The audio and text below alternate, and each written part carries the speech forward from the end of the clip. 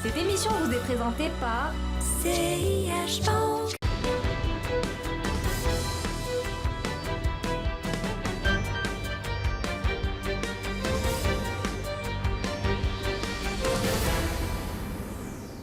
Bonjour à toutes, bonjour à tous et bienvenue sur Bourse News. On poursuit aujourd'hui notre fameuse tournée des bourses africaines avec mon invité Wissam Belbouchi. Vous connaissez désormais le concept et le personnage que je ne présente plus. Bonjour Wissam. Bonjour Adil. Comment ça va? Très bien vous. Alors aujourd'hui on va s'attaquer au marché kényan. Exact. Beaucoup de choses à raconter sur ce marché-là, notamment le développement du paiement mobile sur ce marché qui est leader sur le continent. On va suivre notre trame habituelle. Première question, qu'est-ce qu'on peut dire de l'économie kenyane?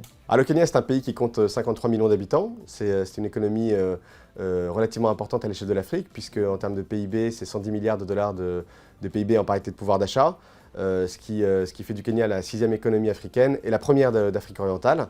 C'est un pays qui a des taux de croissance de l'ordre de 5-6% par an, en moyenne ces 10 dernières années, et avec, disons, une croissance relativement importante des services, puisque historiquement c'était une économie où l'agriculture représentait une part significative de l'économie. Aujourd'hui, l'agriculture représente environ un tiers du PIB et les services représentent environ 50% du PIB. Ce qu'il faut également avoir en tête, c'est que le Kenya, ces dernières années, on en a beaucoup parlé aussi sur des problématiques d'instabilité politique. Vous savez, il y a eu des élections en 2007 qui ont été relativement compliquées, des élections également en 2017 où il y a eu quelques heures post-élection, et puis récemment, il y a un nouveau président qui a été élu fin 2022, oui. Et même s'il y a eu quelques petites contestations, les choses se sont relativement bien passées. Donc c'est une économie où on a des taux de croissance intéressants, où on a une relative stabilité politique, et où on a aussi, disons, les triggers habituels qui nous intéressent en Afrique, c'est-à-dire la démographie et l'émergence de la classe moyenne. C'est un pays où le paiement mobile également se développe énormément, avec l'exemple de M-Pesa, n'est-ce pas? Exactement, c'est vrai que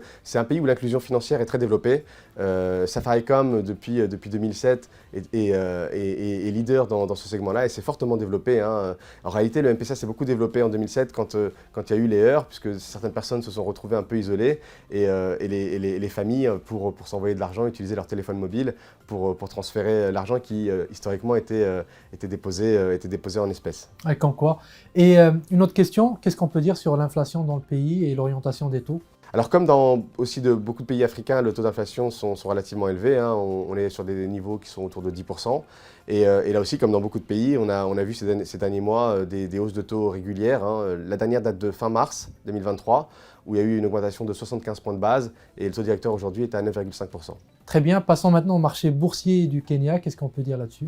Alors le Kenya, c'est un marché dont la taille est, on peut dire, intermédiaire. La capitalisation boursière cumulée de la bourse de Nairobi est de 11 milliards de dollars. Et donc, c'est vrai que c'est une taille qui est proche de celle de la Bourse régionale des valeurs mobilières ou celle de la Bourse de Tunis, par exemple. C'est une bourse où on a 65 sociétés cotées, avec 5 sociétés qui représentent quand même quasiment plus de 2 tiers de la capitalisation boursière cumulée.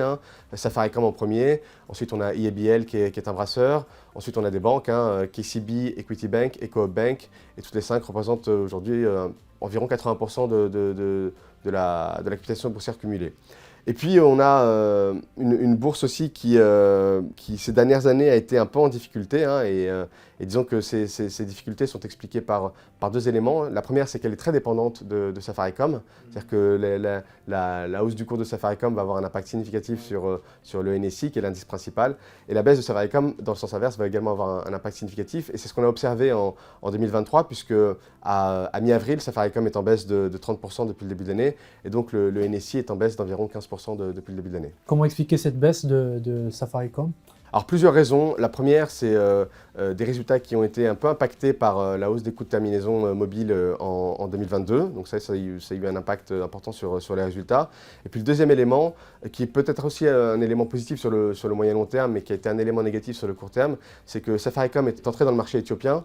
Et les coûts liés à la pénétration de ce marché-là ont été plus importants que ce qui était initialement prévu. Et puis dernier point sur la bourse de Nairobi, c'est vrai que c'est une bourse dont les multiples sont relativement intéressants. Aujourd'hui, on est sur un multiple de price-earning ratio de l'ordre de 10 fois sur 2023, avec un dividend yield qui est autour de 5%. Très bien. C'est une physionomie de marché un peu similaire à celle du Maroc, avec 65 sociétés cotées, une boîte télécom qui est la plus importante du marché, qui pèse beaucoup. Quelles sont les valeurs que vous regardez, que vous surveillez le plus sur ce marché? Alors nous, c'est vrai qu'on est toujours... alors on a notre biais small mid cap, dont je parle régulièrement. On a un biais consommation, c'est-à-dire que ce qui nous intéresse, c'est la consommation de base, la consommation discrétionnaire. Et puis c'est vrai qu'on regarde aussi régulièrement les acteurs de telco. Aujourd'hui, Africa Picking Fund ne compte aucune valeur kenyane, même si historiquement, nous en avons eu quelques-unes. Historiquement, on s'est beaucoup intéressé au secteur de l'assurance, avec toujours aussi les mêmes triggers, des taux de pénétration qui sont très faibles, moins de 0,5% de taux de pénétration dans le secteur de l'assurance au Kenya. Et puis encore une fois, cette émergence de la classe moyenne. Mais malheureusement, les performances opérationnelles ont été un peu décevantes, et donc on a préféré solder nos positions, mais ça n'empêche qu'on continue de surveiller les acteurs de l'assurance. Donc on regarde Jubilee, on regarde Britam notamment. On a aussi historiquement été effectivement actionnaire de certaines banques, KCB, Equity Group aussi, parce que c'est des banques qui affichent des ROE qui sont relativement importants, supérieurs à 20% pour la plupart d'entre elles. Et puis on a regardé également et on a été actionnaire de Safaricom, et c'est une société qu'on surveille actuellement, compte tenu de la baisse du cours. D'une part, pour sa part de marché au Kenya, ils sont archi leaders sur tous les segments, la voix, la data, et puis sur le paiement mobile. Et puis aussi parce qu'il y a une nouvelle histoire qui est en train de s'écrire avec l'entrée sur le marché éthiopien. Et c'est un marché donc, qui compte 120 millions d'habitants. Et surtout, ils ont obtenu assez récemment l'autorisation pour utiliser leur technologie M-Pesa. Et donc, un pays où l'inclusion financière n'est pas aussi développée qu'au Kenya, avec le M-Pesa, ça devrait augurer de résultats relativement intéressants sur le moyen long terme. Très bien. Écoutez, merci pour ce tour d'horizon, Wissam. Je rappelle que vous êtes président de Hub Africa Asset Management. Merci. Merci Adil.